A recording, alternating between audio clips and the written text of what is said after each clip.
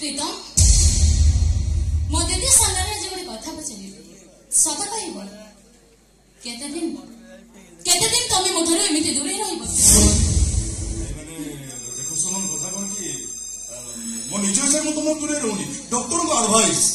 अति कम 6 मास में तुम पाखु दूरे ए 6 मास भीतर मते भूली तुम जदी अंकार रहि जीवो तो जा को दे नहीं कहउची ए दुनिया कोन से स्वामी की केबे विश्वास करा जाई पारिबनी देह तांकर गोटाई नारी पाखरे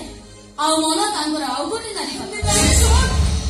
तू सेमिति कहि बाउछो प्रीतम के तो समस्त रो अलगा से तो बहुत भल पानी तांको निज जीवन रो से तो बेसी भल पानी आ सब परे से तो